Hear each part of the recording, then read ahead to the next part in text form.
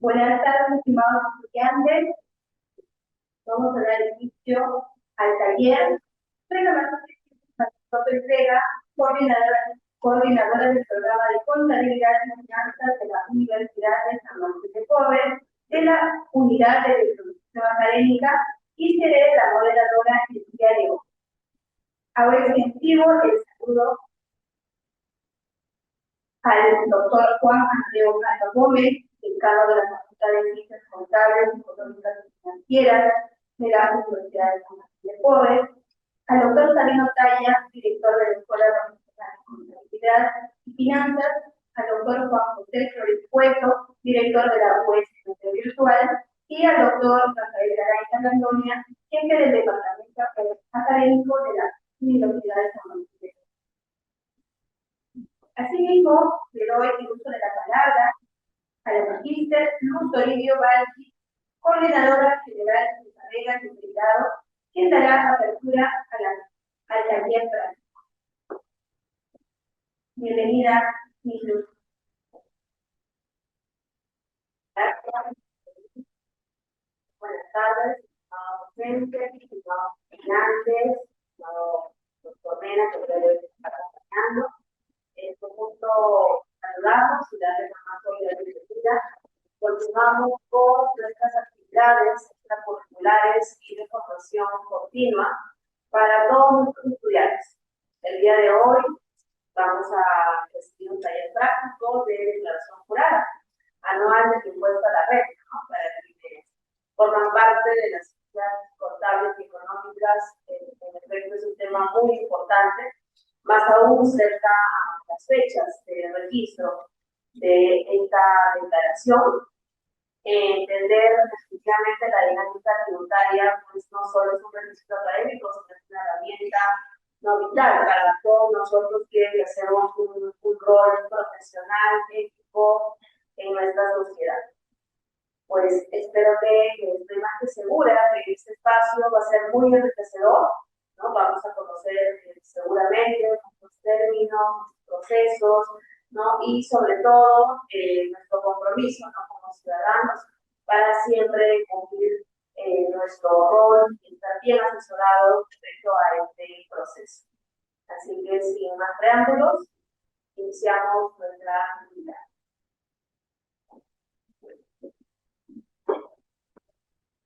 Gracias, magíster Luz.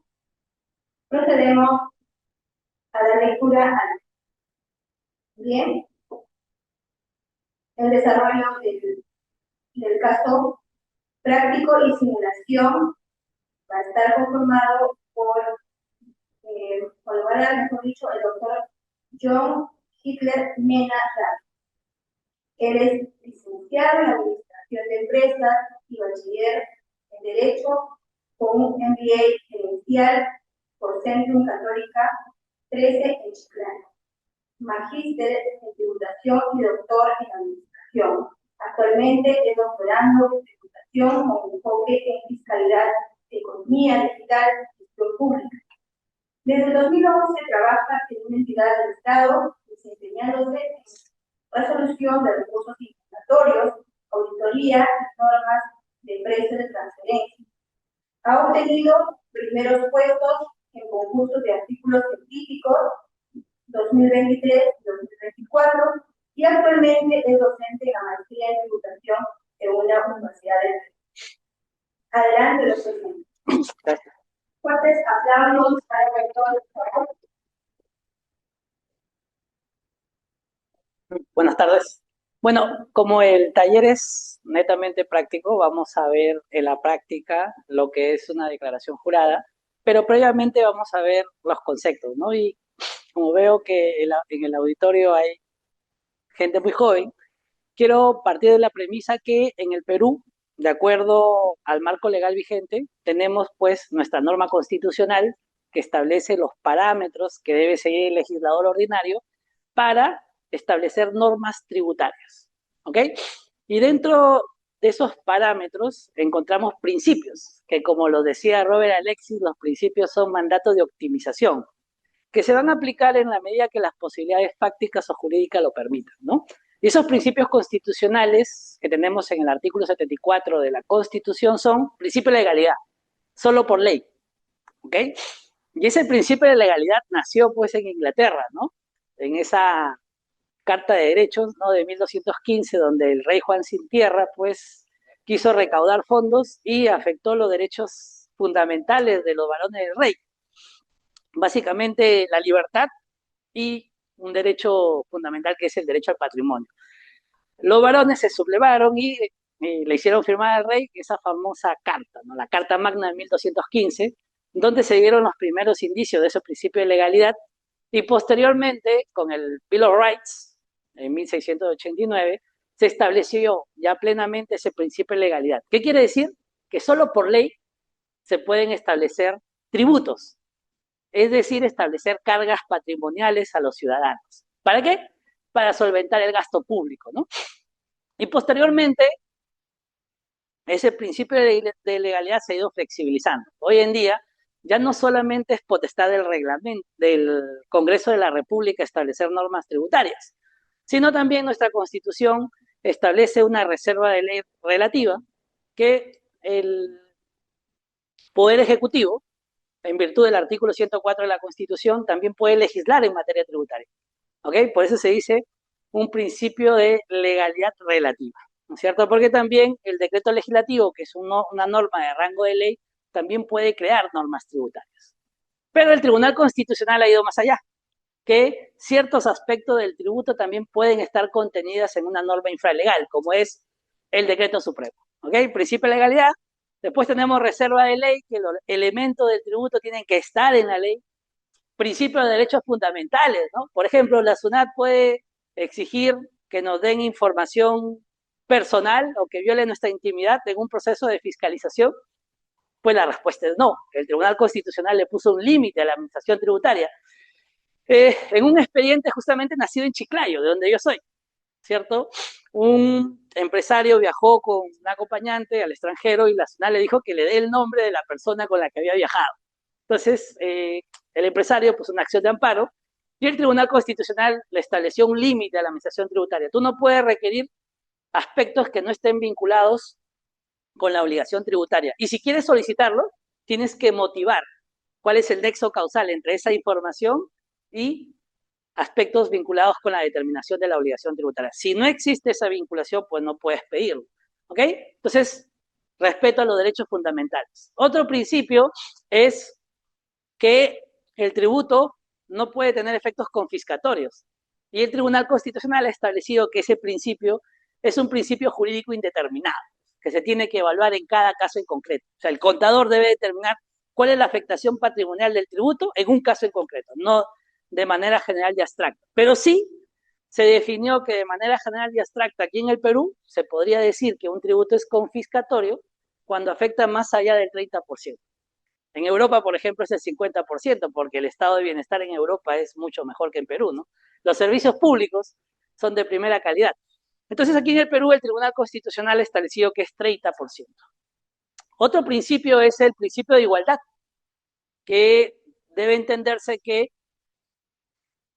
el que gana más debe pagar más, el que gana menos debe pagar menos. Entonces, es una igualdad que no debe entenderse que todos debemos ser tratados iguales, sino que se nos debe tratar en función a nuestra capacidad contributiva. El que tiene mayor capacidad contributiva tiene que soportar mayores cargas fiscales y el que tiene menor capacidad contributiva pues tiene que soportar menos e incluso ninguna, porque, por ejemplo, una persona que gana hasta 7 UITs no paga impuestos en el Perú, al menos personas naturales no paga impuesto a la renta, ¿ok? Declara y no paga, incluso si es que te han descontado en mayo o en junio, que se presenta la declaración jurada de personas naturales, porque el año pasado el Congreso hizo una modificación a la ley del impuesto a la renta, ¿no? La determinación de las personas naturales y las empresas catalogadas como MIPES ya no va a ser en febrero y marzo como es para las grandes empresas.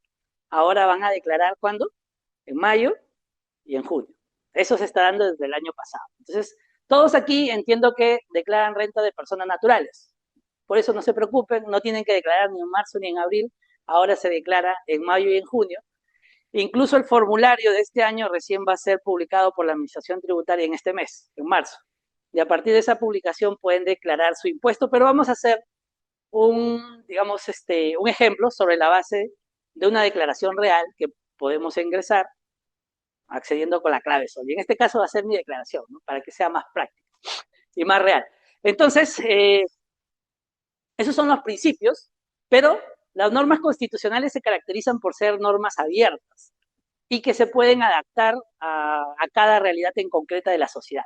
Es por eso que necesitamos normas más cerradas, ¿no es cierto? Y ahí es donde nace el Código Tributario. El Código Tributario es una norma de desarrollo constitucional que en su título preliminar también establece los principios que debe respetar el legislador y el operador del derecho al momento de aplicar las normas tributarias, y ya en la parte del contenido del Código Tributario vamos a entender dos reglas de la determinación. Aquí en el Perú, ¿cómo se determina la obligación tributaria? A ver, ¿sabe? ¿Cómo se determina? ¿Lo hace la administración tributaria o lo hace el propio contribuyente? Que estamos hablando de declaración, ¿cierto? La declaración es una forma de comunicarle a la administración tributaria cuáles han sido mis ingresos en un periodo determinado.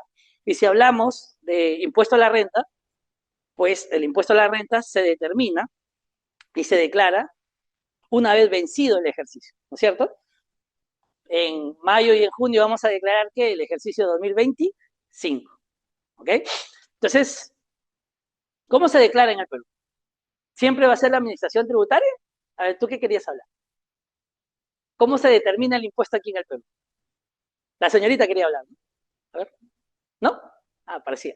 Bueno, en el Perú el legislador ha establecido, y no solamente en el Perú, porque en el Perú también se sigue el modelo de Código Tributario de América Latina, el CIAT, y la determinación del impuesto es autodeterminación, que la hace el propio contribuyente a través de su contador, pero poco a poco con eso de la inteligencia artificial, ya como que la ayuda del contador no va a ser para declarar los impuestos, sino para hacer un análisis previo de esa declaración, o un análisis ex post, ¿no? Porque ahora la administración tributaria te dice, mira, esto es lo que debes declarar. Ya hay una declaración preliminar, porque estamos en una época de economía digital, ¿no es cierto? Una época donde la administración tributaria se ayuda ¿de qué? De la inteligencia artificial. Y la administración tributaria hoy en día tiene tanta información que está en la capacidad de decir, usted joven debe declarar y pagar tanto impuesto. Y lo único que vas a decir tú es ok, o vas a refutar ciertos aspectos. ¿Ok? Eso es lo único. Entonces, aquí en el Perú, el legislador ordinario, que es el Congreso, o el legislador derivado, que es el Poder Ejecutivo, o sea, aquí en el Perú también legisla el Poder Ejecutivo. Y para mí es una suerte de transgresión a ese principio de separación de poderes, porque el Poder Ejecutivo se convierte en legislador, se convierte en juez y también se encarga de cumplir y hacer cumplir las leyes. Entonces, como que en un solo poder recae todos los poderes del Estado, cosa que está proscrita, ¿no es cierto? Entonces, no obstante, el artículo 104 de la Constitución dice que de manera excepcional el Poder Ejecutivo puede legislar, pero si ustedes revisan todas nuestras normas tributarias, esa excepcionalidad ya es una regla. Y más bien el que legisla de manera excepcional es el Congreso. Miren toda la producción legislativa del Congreso versus la producción legislativa del Poder Ejecutivo en materia tributaria. ¿Ok?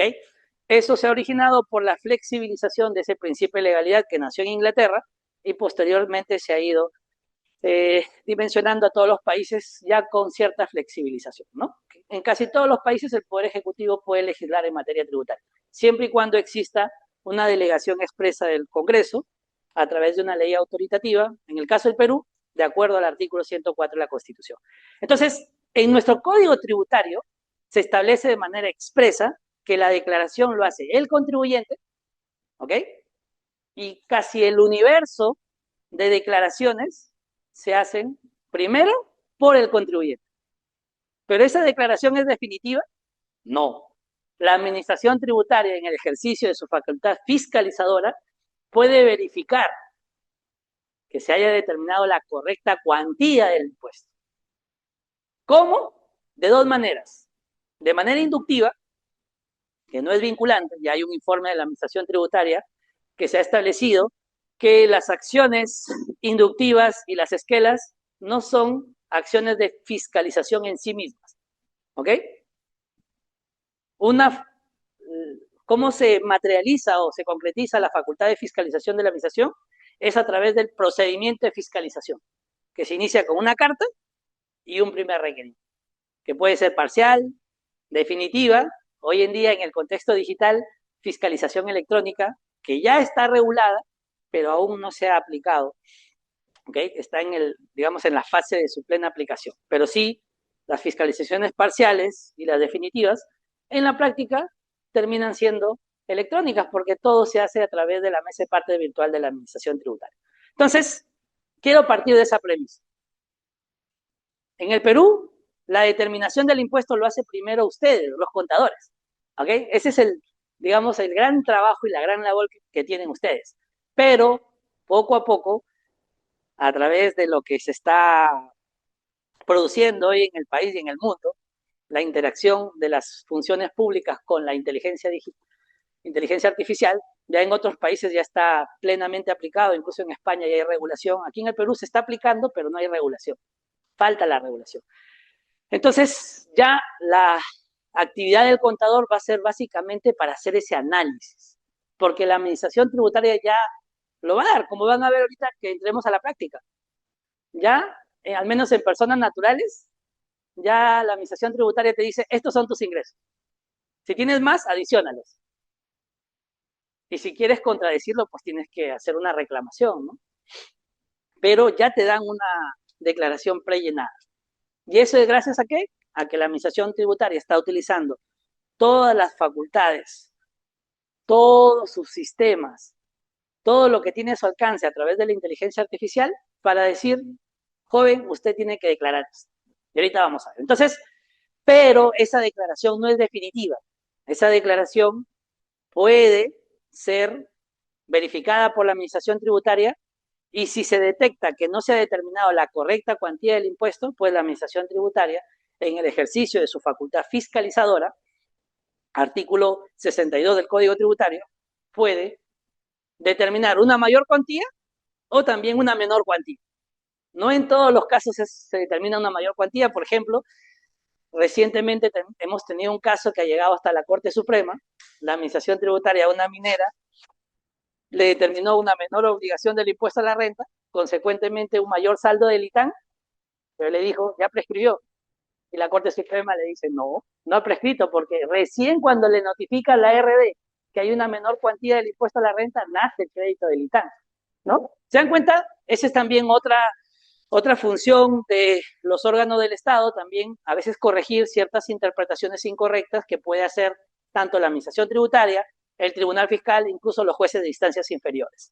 Y eso es lo bonito tanto de la contabilidad, el derecho. En el ámbito tributario coexiste la contabilidad y el derecho. Un contador y un abogado, pues lo máximo, es un tributarista pleno, ¿no? Pero es necesario tener ambas formaciones, porque hay ciertos aspectos tributarios que son muy complejos de entender si no conoces el ámbito contable. Por ejemplo, el principio del devengado, el principio del percibido, ¿no es cierto? Cuándo se devenga una operación, un gasto, un ingreso. Y eso es importante tener en cuenta cuando yo declaro. Entonces, ¿qué es una declaración jurada? ¿Qué dice el Código Tributario sobre la declaración jurada? Es la comunicación, ¿cierto? Que hace en un primer momento, ¿quién? El deudor tributario, el contribuyente, a la administración tributaria de los hechos susceptibles de generar obligaciones tributarias. Esa es una declaración tributaria. Es la comunicación. O sea, cuando yo presento mi declaración, yo le digo SUNAT. Y no solamente la SUNAT se declara, también se declara las administraciones tributarias de los gobiernos locales, digamos el SAT de Lima, SACH de Chiclayo. Entonces, en general, una declaración jurada es una comunicación a la administración tributaria de mis ingresos en un periodo determinado. Pero solo mis ingresos, principio contable, ¿no? Todo ingreso que tiene asociado un crédito, un costo, gasto, ¿no? O cuando yo genero ingresos, previamente no he hecho una inversión, no he tenido un costo, ¿sí? Tengo un costo, o sea, todo ingreso tiene implícitamente asociado un costo y también un gasto. Pero yo puedo determinar ese costo y gasto así al libre albedrío, no. Hay reglas tributarias. Artículo 20 de la Ley del Impuesto a la Renta, artículo 37 del mismo cuerpo normativo, ¿no es cierto? Gastos deducibles. Y el 44 me dice qué gastos no son deducibles. Y, por ejemplo, en el tema de personas naturales, el legislador ha establecido qué gastos me pueden ayudar a reducir mis cargas impositivas. Ejemplo, gastos en restaurantes. Si ustedes consumen en restaurantes, ¿cuánto le va a permitir deducir el legislador? 15% en hoteles y restaurantes. Si ustedes a cada profesional le piden un recibo por honorario, ¿cuánto van a poder deducir? 30%. Si ustedes alquilan aquí en Lima un departamento, una casa, un cuarto, si le dan ese recibo de arrendamiento, ¿cuánto van a poder deducir? 30%. Si ustedes contratan a una empleada del hogar y le pagan su salud, ¿cuánto van a poder deducir? La totalidad de ese gasto. ¿Hasta cuánto? Hasta 10 UITs. O sea, en estricto, aquí en el Perú, el que gana hasta 7 UITs no paga impuestos. Y si tengo cómo demostrar las 3 UITs adicionales, que sumarían 10, si gano 10 UITs, no pago impuestos. ¿Cuánto está la UIT vigente? 5.550, ¿no es cierto? O sea, si gano hasta 55.000 soles, no pago impuestos. Y hay muchos peruanos que dicen, no, yo te pago con mis impuestos, te va a ganar 55.000 soles y no paga impuestos. Lo que sí pagan es IGB, que es un impuesto al consumo, ¿ok? Entonces, quería partir de ese conocimiento previo para entrar a lo que es una declaración jurada. Entonces, hay principios, ¿okay? Los principios regulan todo el ordenamiento jurídico tributario, hay reglas establecidas en el Código Tributario, y esas reglas establecen que primero debe declarar el contribuyente. Autodeterminación de la obligación tributaria. ¿Y qué dice el Código Tributario en el artículo 88? Que toda declaración se presume que es jurada. Y yo puedo hacer dos cosas con esa declaración. Puedo sustituirla o puedo rectificarla. ¿Ok? ¿Y saben por qué? Yo siempre digo que en materia tributaria coexiste lo contable con el derecho, es porque ese derecho que tiene el contribuyente de poder autodeterminar su deuda tributaria no es absoluta.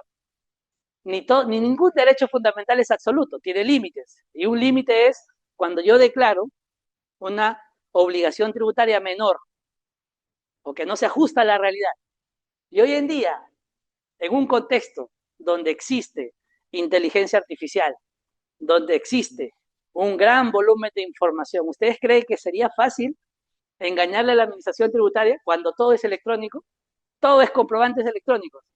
Tú dices, yo solamente he gastado tanto, pero los comprobantes electrónicos que se han emitido a tu nombre dicen que tú has gastado.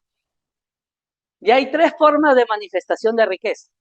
Uno es el patrimonio, 2, la renta generada en el ejercicio, y 3, el consumo. Ya hay en el Código Tributario un artículo que se llama el artículo 52, incremento patrimonial no justificado. Cuando yo realizo consumos más allá de mis rentas declaradas, ¿qué pasa? La administración tributaria te va a decir, oye, tú has viajado a Francia, a la Torre Eiffel, te has hospedado en un hotel 5 estrellas, pero tú me declaras que solamente ganas 7 UITs al año. Entonces, ahí hay inconsistencia, ¿no? Y esa inconsistencia, ¿qué va a generar? Que yo verifique tu declaración. ¿Qué ha pasado aquí? ¿De dónde sale para ese viaje? De ahí vienen las fiscalizaciones, que primero son por montos pequeños, ¿no?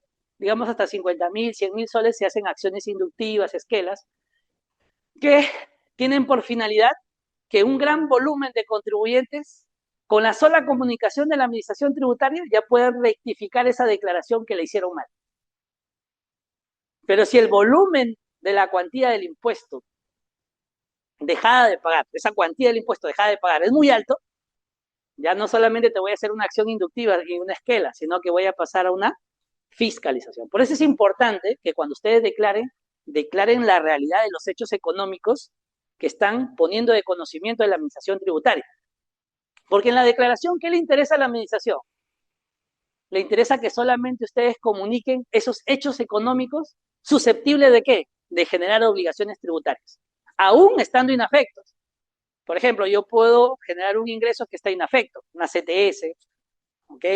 O una indemnización que puede estar inafecta, en un caso en concreto, pero tengo que declarar. ¿Ok? Recibo una herencia, una donación, tengo que declararla. Y ojo, la única forma de acreditar el incremento patrimonial en una donación es a través de una escritura pública. ¿Ok? Lo dice el artículo 52. Yo le quiero dar a mi hijo 1.000.000 de soles, no es suficiente darle ese 1.000.000 de soles, o un anticipo legítimo. Y vamos a hablar de un caso que llegó a la Corte Suprema del Grupo Brescia. Un anticipo de legítima por venta de acciones del Grupo Brescia. ¿Quién va a dudarles? Pero el problema es que lo hizo después de la fiscalización. ¿La administración le va a creer? La administración dice tiene que ser antes. Pero la Corte Suprema dice, aquí lo que corresponde es dar... La escritura pública se hizo después, sí, pero los hechos están plenamente probados. El origen de los fondos están plenamente probados, ¿no? Entonces, ahí ven, ¿por qué no declaró ese anticipo legítimo? Que está inafecto, ¿no? Se gana todos esos problemas, el señor tuvo que llegar hasta la Corte Suprema para que ese hecho económico sea declarado legítimo y que no generaba ninguna obligación tributaria. Pero miren, SUNAT, reclamaciones, apelaciones, juez de primera instancia, sala, 5 instancias previas manifestaron que la determinación realizada por la administración tributaria era correcta. Recién la Corte Suprema corrigió ese error, que yo comparto que es un error. Entonces, ahora vamos a entrar a la parte práctica.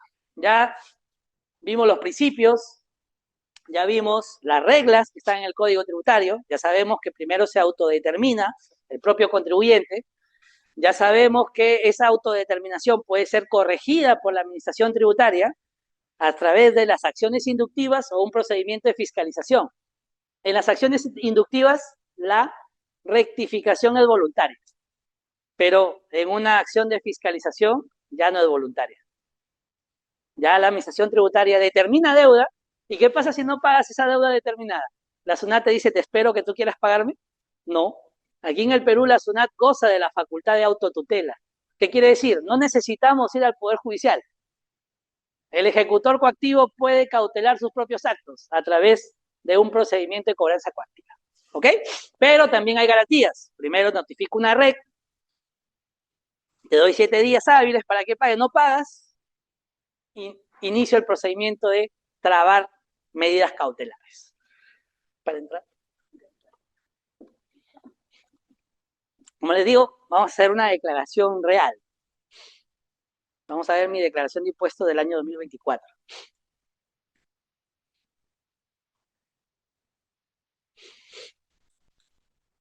Ya, entonces, todo inicia, hoy en día, los formularios están en la página web de la SUNAT.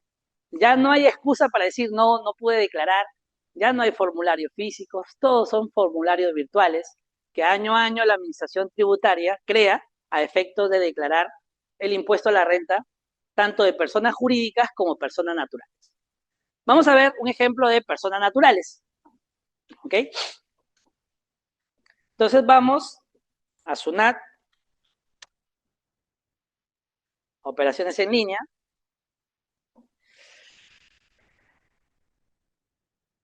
y van aquí, mira donde dicen, declara renta anual de los ejercicios. ¿Ven? Y el formulario del 2025 todavía no está, es 2024. Entonces ponen sus datos, su DNI, y ponen su contraseña, su clave sol, y entran. ¿Ok? Ahí está. Personas naturales y personas jurídicas. Y dan clic aquí donde dice ejercicio, ¿no? Miren, como ven, están todos los ejercicios. ¿Ok? Y algo muy bonito. Si ustedes no declaran, antes había sanción. Hay una sanción, el artículo 176, numeral 1. Aquella persona obligada a declarar que no declara en el plazo establecido, ¿cuánto era la multa? Una UIT. Pero la SUNAT, en el ejercicio de su facultad discrecional de no sancionar, ha establecido que si tú regularizas esa situación, no hay multa. ¿Ok? Entonces nos vamos al ejercicio 2024. ¿Sí? Y miren, y ahí aparece todo lo que ustedes tienen que llenar. No te dicen, esta declaración es original, ustedes tienen que ponerle sí. Pues. Tipo de renta, en este caso va a ser sustitutoria, porque yo ya presenté, no, sustitutoria no, sería rectificatoria, pero no le voy a dar enter, ¿no? Solamente vamos a llegar hasta el final. Entonces, ¿cuál es la diferencia entre una declaración sustitutoria y una rectificatoria? Ahí ven, ¿no? Aquí, miren. Sustitutoria o rectificatoria. La diferencia es que la sustitutoria se puede realizar hasta antes del vencimiento del plazo para declarar. ¿Y dónde está el vencimiento del plazo? SUNAT emite año a año un calendario. En función al dígito del RUC, del último dígito del RUC, va a determinarse mes a mes o para los impuestos de periodicidad mensual, cuándo tienes que declarar. Y anual para los impuestos de periodicidad anual, como el impuesto a la renta. Entonces, la sustitutoria es aquella que puede realizar hasta el plazo del vencimiento. Ejemplo, yo tengo que presentar mi declaración jurada anual, imaginémonos que estamos como antes, ¿no? Que era en marzo, hasta el 15 de marzo, mañana. Pero yo presenté ya mi declaración el 10. Pero ahí mi contador me dice, no, te faltó agregar este ingreso. Ah, ya, lo puedo hacer hoy, 14, es sustitutoria. ¿Ok? Hasta antes de que vence el plazo. Pero una vez que ya venció el plazo, digamos el 16 de marzo, ya no es sustitutoria, ya sería rectificatoria. Y la rectificatoria tiene sus reglas. El artículo 88 del código dice que para que surte efecto, tiene que determinar una igual o mayor cuantía.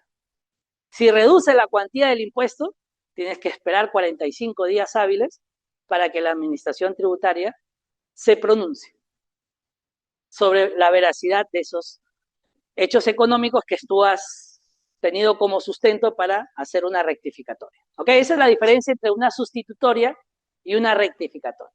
Después tenemos tipo de renta que se declara.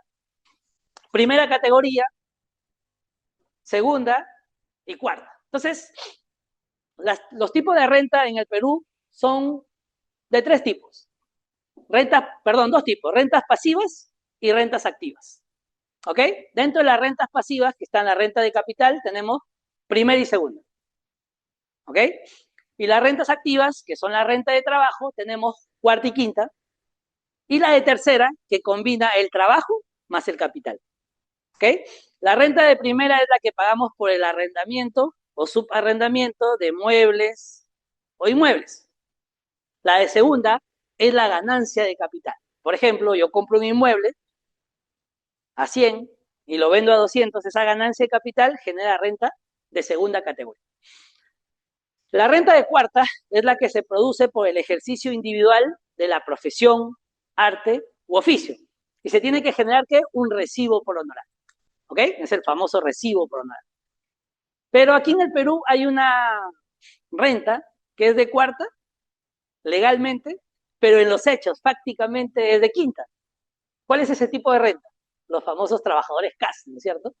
Los trabajadores CAS por años no tenían ciertos beneficios, gracias a Dios ayer ya el Congreso restableció sus beneficios, ya ganan gratificación, ya ganan CTS. Pero antes los trabajadores CAS solamente tenían 15 días de vacaciones, ¿ok? Después lo pasaron a 30, pero el legislador estableció que su renta era de cuarta. Pero el trabajador CAS genera renta de cuarta, no, porque hay un trabajo bajo relación de dependencia. ¿Ok? En estricto, en los hechos, prácticamente es quinta, pero legalmente es cuarta categoría. ¿Ok? Entonces, cuarta categoría es la que se produce por el ejercicio de la profesión, arte u oficio. La única excepción a esa regla es los trabajadores del decreto legislativo 1057, que son quinta, pero para el legislador son cuarta. ¿Ok? Y también tenemos la renta de quinta categoría, que es la que se produce por la relación laboral, una relación laboral donde existe esa famosa subordinación. ¿Ok? Por ejemplo, yo soy trabajador también de la Universidad San Martín de Porres. Cuando soy docente, tengo una relación de subordinación. Me pagan mi renta de quinta. ¿Ok? Entonces, esas son las rentas que voy a declarar. Primera, segunda, cuarta y quinta, y también la renta de fuente extranjera. ¿Ok? Porque nosotros, al ser domiciliados peruanos, vamos a declarar al Estado nuestra renta de fuente mundial, tanto las que generamos en el Perú como en el extranjero, sí, sí es que las tienen. No todos tienen la suerte de generar renta de fuente extranjera, pues algunos. ¿Ok? Entonces, tipo de declaración puede ser personal o la sociedad conyugal. Estás casado, el reglamento y una RTF del Tribunal Fiscal, una RTF de observancia obligatoria, ha establecido que para que la sociedad conyugal ejerza su facultad de poder atribuir sus rentas a un miembro de la sociedad conyugal, tiene que presentarse la declaración, por ejemplo, de arrendamiento en enero. Presenta la declaración de arrendamiento en enero, ya con eso se está comunicando a la administración tributaria que esa persona es la que va a declarar las rentas de la sociedad conyugal. ¿Ok? Y es importante, ¿por qué?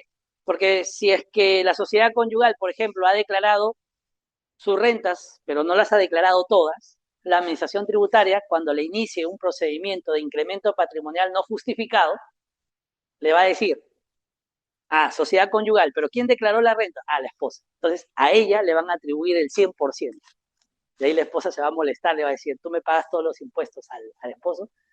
Inmediatamente la administración tributaria va a recuperar todo ese impuesto, ¿cierto? Es como, yo también he trabajado en cobranza coactiva, cuando tenía que cobrar las acreencias, lo que generalmente hacía el auxiliar o el ejecutor coactivo era cobrarle a la esposa, porque le cobrabas a la esposa e inmediatamente el esposo pagaba, ¿no? Es como que un tip que tenemos en cobranza. Rentas obtenidas de primera categoría incluyen su participación como sociedad conyugal, en mi caso no.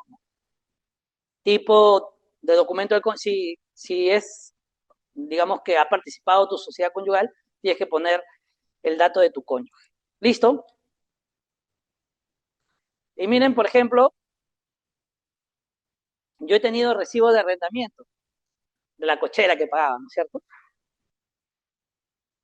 La señora también lo declaraba, porque a veces tenemos la mala suerte de alquilar, pero no nos quieren dar recibo de arrendamiento. Eso no deduce el impuesto. En este caso, la señora que me alquilaba la cochera sí me generaba un recibo de arrendamiento. Ahí está. Y después te dicen atribución de gastos, ¿no? Siguiente, y aquí viene la parte importante. Otros ingresos, por ejemplo, rentas exoneradas provenientes de su cargo como funcionario de organismos internacionales, yo no tengo. Pero si tuvieras, tienes que declararla. Por más que no paguen, porque hay un principio de reciprocidad. Digamos, en los organismos diplomáticos. Los embajadores y todas las misiones diplomáticas, por ejemplo, de Estados Unidos en el Perú, no pagan impuesto a la renta. Igual el mismo tratamiento tenemos nuestras misiones diplomáticas tienen el mismo tratamiento en Estados Unidos, no pagan impuesto a la renta en Estados Unidos. Solamente pagarían en el Perú y esos diplomáticos de Estados Unidos solamente pagan en Estados Unidos, a fin de no generar lo que se conoce como una doble imposición. ¿Okay? Los convenios internacionales buscan eso, evitar que una misma renta pague en dos jurisdicciones tributarias. Es por eso. Pero por más que estén exoneradas, tienes que declarar. ¿Okay? El hecho que esté exonerado o inafecto no quiere decir que no voy a declarar. Es una obligación declarar. Total de rentas exoneradas, en mi caso no tengo. Rentas inafectas, CTS. Por ejemplo, aquí yo cometí el error de no declararla, no debí declararla. Hasta al que conoce de ese se le pasa, ¿no? Aquí debes poner tu CTS, porque la CTS está inafecta. Entonces, total de rentas inafectas, dividendos percibidos, en mi caso no tengo, liberalidades tampoco, total en el ejercicio, cero. Y aquí ya vienen tus rentas de cuarta categoría. En mi caso, el año pasado generé 3.630 por renta de cuarta, ¿no es cierto? Y miren lo bonito al que genera renta de cuarta. Al trabajador CAS, que su renta es de quinta, pero legalmente de cuarta, le conviene porque tiene una deducción de 20%, que el de quinta no tiene. ¿Se dan cuenta? 20%, con un máximo de 123.600. O sea, eso en función a la UIT. Esta es la UIT del año pasado. Y entonces, tu renta bruta de cuarta, menos la deducción que establece el legislador, que es 20% del monto consignado, te sale tu renta neta. En este caso, a mí me salió 2.904. Después viene tu renta, otra renta de cuarta, que en el caso no tengo, total renta de cuarta, 2.904, y ahí viene la renta de quinta. La renta de quinta, como les dije, son las que se generan por la relación de dependencia. En este caso sumó 152.000 en el año pasado, y después sale total de renta de cuarta y quinta categoría. Suma la de quinta y suma la de cuarta. ¿Cuánto salió? 155.624. Y ahí vienen los que le decía, las deducciones. Hay dos tipos de deducción. Hay una deducción flat y hay una deducción que yo tengo que acreditarla, las 3 UITs adicionales. ¿Ok? La flat es por el simple hecho de ser peruano, tengo derecho a mis 7 UITs. ¿Ok? Es por eso que se dice aquí en el Perú que 7 UITs no está dentro del ámbito de aplicación de la ley del impuesto a la renta. El que gana 7 UITs, a ver, ¿cuánto es 7 UITs? Vamos a ver. 7 por 5.550.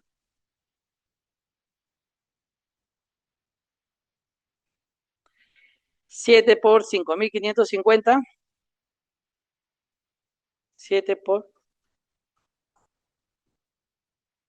38.850 soles. El que gana hasta ese monto no paga impuestos. Y eso es el 2024. No, este año sí. 38.850. ¿Ok? Entonces, esa es la deducción flat. Por el simple hecho de ser peruano, yo tengo derecho a esas 7 UITs. Pero, como ven, después también me deducen las 3 UITs. Como yo conozco que tengo derecho a 3 UITs adicionales, ¿yo qué hago? Cada vez que contrato un servicio profesional, recibo por honorario. En mi casa construyo algo ¿cómo se llama? Al albañil le digo, recibo por honorario. Así me cobre un poquito más, pero recibo por honorario. Al que me pinta en mi casa, recibo por honorario. Un electricista, recibo por honorario. Miren cómo voy. El año pasado obtuve 7.250, que es bastante, ¿eh? 7.250, y miren cómo deduce mi base imponible. O sea, las 3 UITs adicionales no es que en estricto vas a pagar menos impuestos, sino que va a reducir la base imponible. Y como consecuencia de la reducción de la base imponible, obviamente pagas menos impuestos. Miren, entonces, en este caso, a mí me han descontado mis 7 UITs, que fueron 36.050 soles, y me descontaron mis 3 UITs adicionales, que eso sí tienen ustedes la carga de la prueba. ¿Ok? No es suficiente decir tengo mis 3 UITs, no. Tengo que pedir siempre que mi comprobante de pago. Esa es la prueba. ¿Y necesitan tenerlo ahí archivado? No, porque todo es electrónico. Automáticamente, ni bien solicito al restaurante una boleta electrónica con mi DNI, mi ejemplo 43401661, por ejemplo, en mi casa, yo vivo al ladito de la Reniec, siempre hay una cola y me voy, almuerzo, vale 20 soles el menú, y a la señorita le digo, semanalmente me das mi recibo, porque si le digo en el día que almuerzo, la pobre está, imagínense a las 12 que almuerzo, Reniec necesito cuántas personas quieren almorzar. Entonces mejor le digo semanalmente, el sábado, por ejemplo, generalmente los sábados no hay mucha gente, ahí me da mi recibo. ¿Cuánto me sale? 6 menús, 120, ¿no? Y ahí va llenando, va llenando. Al año ya sale un monto considerable. Es por eso que si ustedes quieren reducir sus cargas impositivas, una forma legal de hacerlo es solicitando el comprobante de pago. De todos mis almuerzos. Ya a mí me dicen cargoso, ¿no? Que siempre pido, pero ¿por qué pido? Porque me ayuda a reducir mis cargas. ¿Qué más? Contratan a un pintor, a un contador, a un abogado, a un médico. Recibo por honorario. ¿Cuál es el tope de las 3 UITs? En este caso, 3 por 5, 15.000. Miren, yo he llegado a la mitad, 7.000. Pero tenía 7.000 más, pero también que no es fácil, ¿no? No es fácil que tú utilices las 3 UITs adicionales en todos los casos. Finalmente llega el total de renta neta de cuarta y quinta categoría, en mi caso son 112.000.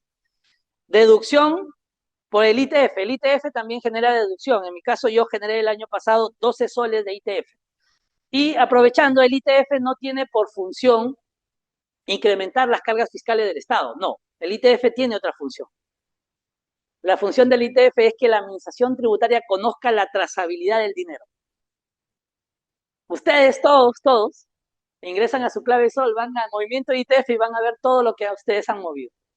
Hay algunos que por obra y magia, por obra y arte del destino, tienen 1 millón de operaciones y no han declarado ni un sol. ¿Cuál va a ser la consecuencia? Una fiscalización. ¿Ok? Por eso hoy en día estamos en un mundo digital.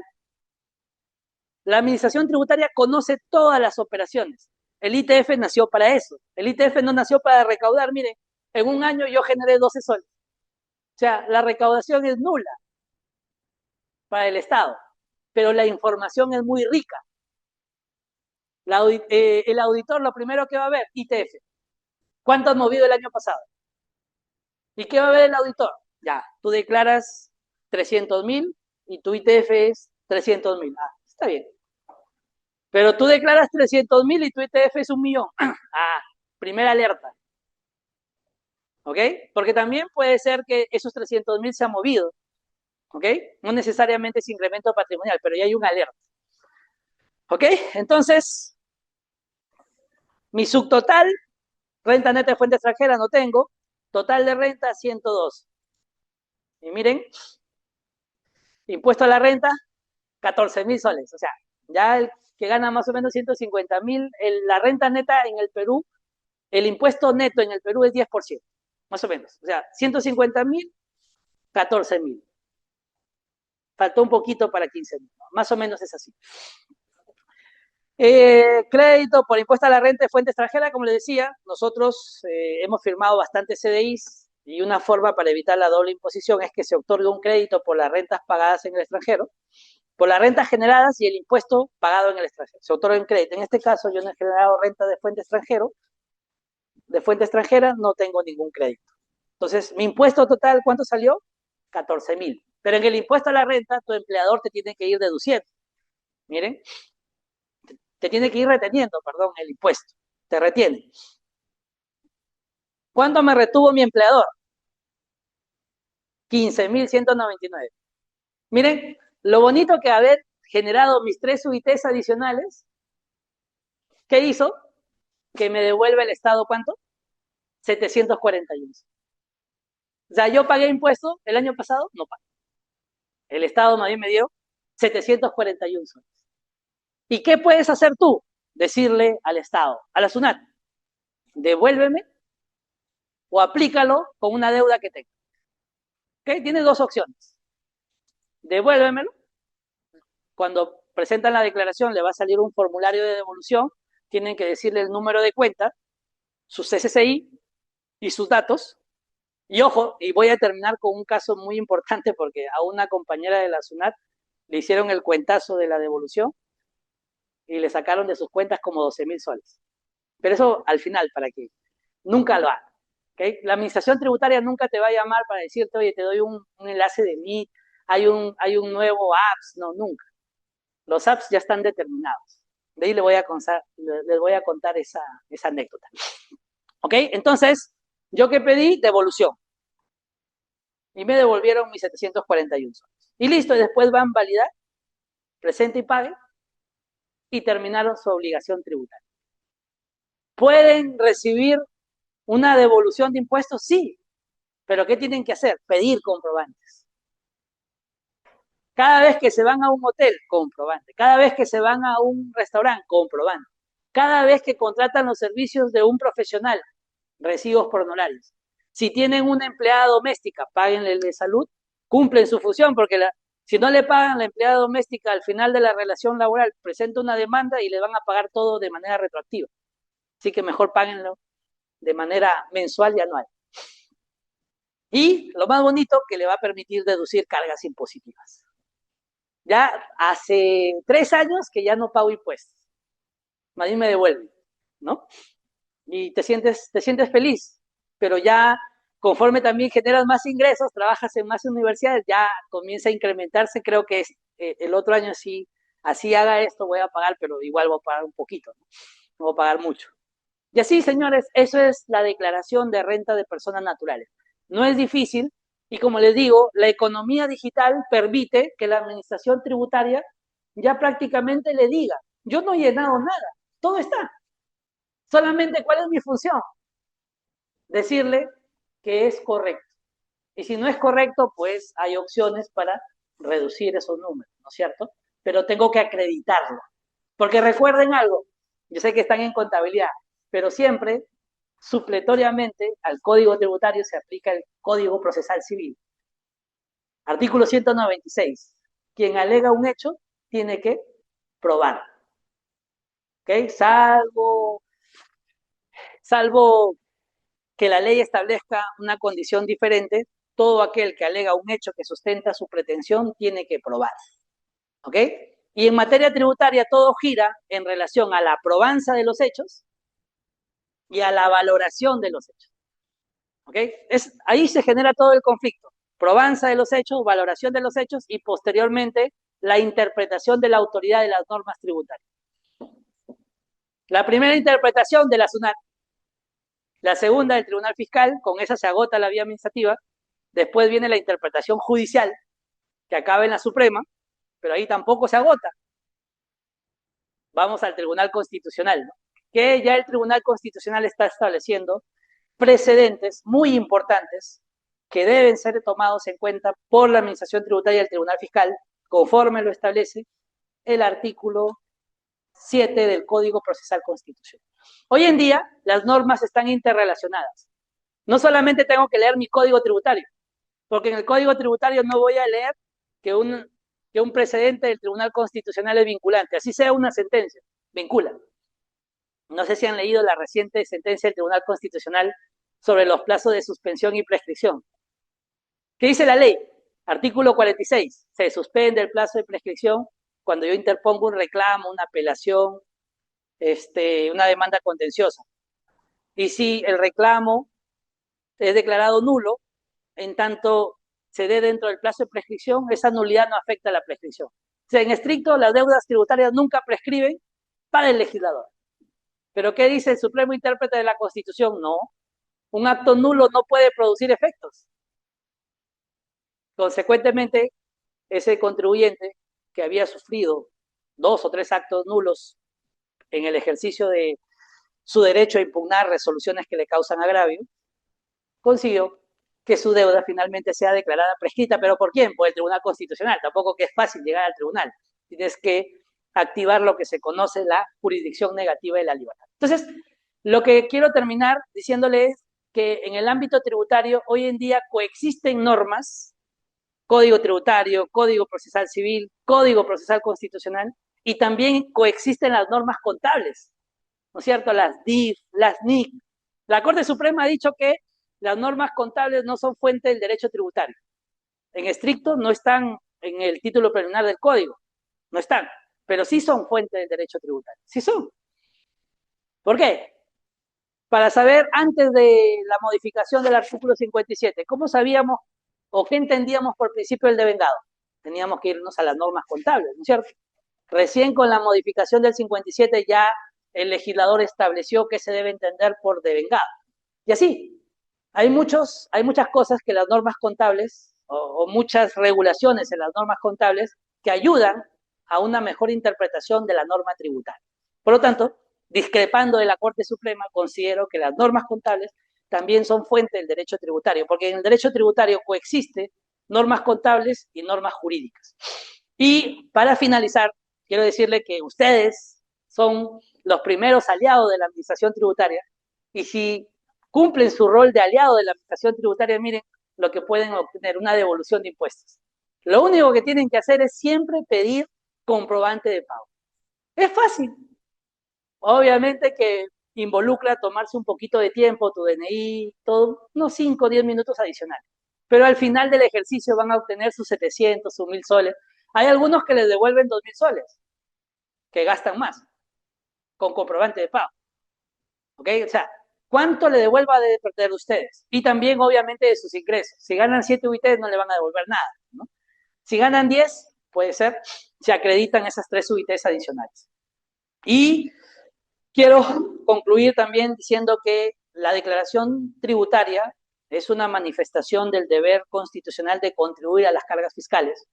porque a través de esa declaración yo pongo de conocimiento de la administración tributaria mis ingresos, mis gastos en un determinado ejercicio, para que sobre la base de mi capacidad contributiva pueda yo pagar mis impuestos. Porque recuerden que con los impuestos que hace el Estado, genera el estado de bienestar, cumple con su rol del artículo 44 de la Constitución, ¿no? Que es generar el famoso estado de bienestar y generar todos los supuestos económicos, macroeconómicos, sociales y políticos para que nosotros podamos cumplir nuestros objetivos sociales y poder tener acceso a esas oportunidades de crecimiento social. Muchas gracias. Vamos a cerrar.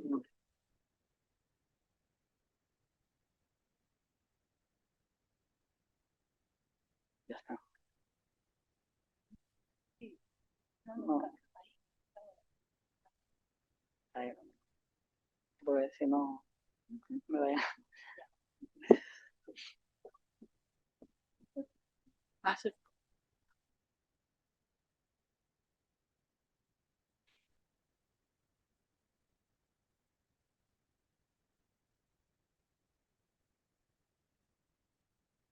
Muchas gracias.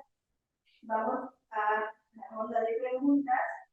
Tienen la parte virtual, algunos que están conectados en la parte virtual han estado consultando, ¿no? Nos dice Maribel Villalonga, buenas noches. Una consulta. Mi tía tiene doble ciudadanía, es ítalo-peruana. Ella se irá al Perú el mes de mayo porque ya obtuvo su jubilación en Italia. Esta jubilación, que es un ingreso mensual de 550 euros, ¿está sujeta al impuesto? ¿Qué nos dice el doctor? No. Bueno, primero, que para que la señora pague impuestos en el Perú, tiene que estar domiciliada en el Perú. Como dices que recién se ha jubilado en Italia y recién va a venir al Perú, al menos en este ejercicio no tiene que pagar ningún impuesto. Recién va a adquirir la condición de domiciliada en el Perú el 1 de enero del año siguiente. ¿Ok? Y una vez que adquiere esa condición de domiciliada, ahí se tendría que evaluar, ¿no es cierto? Ya es domiciliada, percibe un ingreso, que es, digamos, una jubilación, pero no deja de ser un ingreso. ¿Ok? Entonces, aquí en el Perú, las pensiones también están sujetas a impuestos. Entonces, ella va a ser domiciliada y ese ingreso es una pensión, podría entrar dentro de lo que se conoce como renta de fuente extranjera. ¿Ok? Porque recuerden que cuando yo ya soy domiciliado, voy a tributar por mis rentas peruanas como por mi renta de fuente extranjera. Esa renta es italiana, ¿no es cierto? Fuente extranjera. ¿Es una pensión? Sí. Pero aquí en el Perú las pensiones también pagan impuestos. Entonces, la respuesta es que cuando ya tenga la condición de domiciliada peruana, dependiendo del monto de la pensión, porque le va a aplicar las mismas reglas, ¿no? 7 UITs, si puede deducir las 3 UITs adicionales. ¿Cuánto era, ¿cuánto era la pensión? 550 euros. Ah, 550 euros. No, pues no paga. Simple, 7 está por debajo de las 7 UITs, no va a pagar. ¿Ok? Porque va a depender, recuerden, 7 UITs no paga. 500 euros está por debajo de esas 7 UITs, no paga. Pero, digamos que su pensión no es 500 euros, o sea, 3.000 euros. Sí pagaría, pero no este año. ¿Cuándo pagaría? El otro año, ¿ok? Que adquiere la condición de domicilio y la determinación de la obligación va a ser en el año 2028. ¿Ok? Porque el impuesto a la renta es un impuesto de periodicidad anual.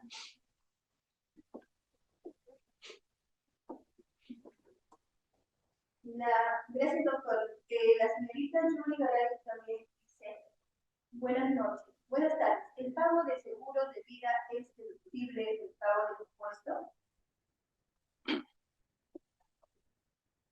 Para personas naturales hay una lista taxativa de los gastos que son deducibles, dentro de los cuales no se encuentra el pago de seguro. Los gastos que son deducibles están en el artículo 46 y son gastos en hoteles y restaurantes, gastos que provienen de el uso y empleo de los servicios profesionales de un profesional o también de una persona que está realizando un oficio, eh, el pago de salud a una empleada del hogar, y básicamente esos son todos los gastos deducibles que tiene una persona natural.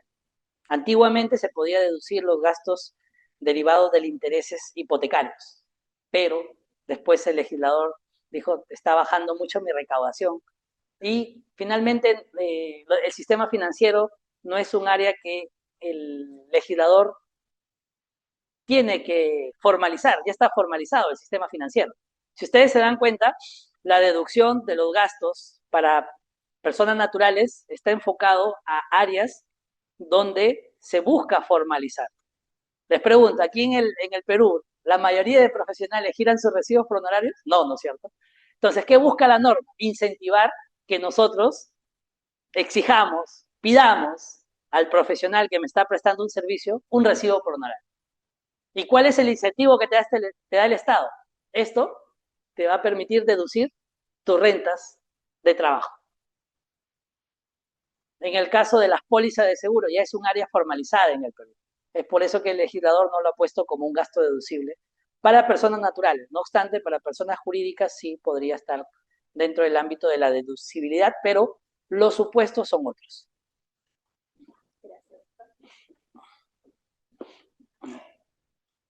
Una última pregunta de Pilar Ayala. Dice, buenas tardes. En el caso del sector público que ha realizado el devengo y compromiso de una asignación 50 o 30 años de servicio en el mes de diciembre del año 2024, pero que ha abordado en enero de 2025, según el criterio de lo percibido para las rentas de trabajo, correspondería declarar en la declaración jurada del año 2025. Sin embargo, la administración tributaria señala que corresponde al año 2024, dado que la entidad lo declaró en dicho ejercicio. ¿Cuál es la posición correcta? Bueno, cada tipo de rentas se le aplica un principio. En el caso de la renta de trabajo se aplica el principio del percibido, ¿ok? No se aplica el principio del devengado. Entonces, se determinan y paga el impuesto en el momento en que se ha percibido la renta. Si tú lo has percibido en enero, ¿okay? Independientemente de que la empresa lo ha declarado en el 2024, tú tienes que declarar el impuesto en el momento que lo percibas. ¿Okay? Si lo has percibido en enero de 2025, se aplica el principio del percibido. Y si la administración tributaria tiene una posición diferente, recuerden que en el ámbito tributario, como en el ámbito constitucional, hay lo que se conoce como comunidad de intérpretes. ¿Ok? Todos tienen la facultad de interpretar las normas, pero si es que tú no estás de acuerdo con esa interpretación, tienes derecho a recurrir esa decisión administrativa, ¿no? Para eso está el Tribunal Fiscal, Poder Judicial, e incluso puede llegar hasta el Tribunal Constitucional, siempre y cuando haya una afectación de derechos fundamentales. Entonces, mi posición es que esa renta, como es una renta de trabajo, se le aplica el principio de percibido. Gracias, doctor, por las preguntas y por la amante ponencia que ha tenido.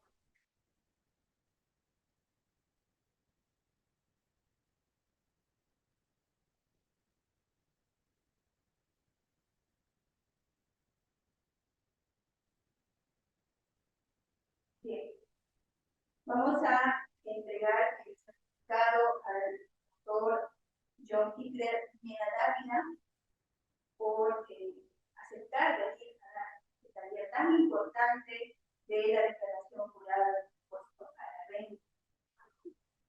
Estimados estudiantes, esperamos haber contribuido con su formación académica e informarles que en el semestre realizaremos diversas actividades, tales como mesas redondas, clases magistrales, seminarios, entre otros, para fortalecer las competencias. También pedirles, por favor, que digiten o copien el QR para registrar las Un fuerte aplauso para el doctor Mena.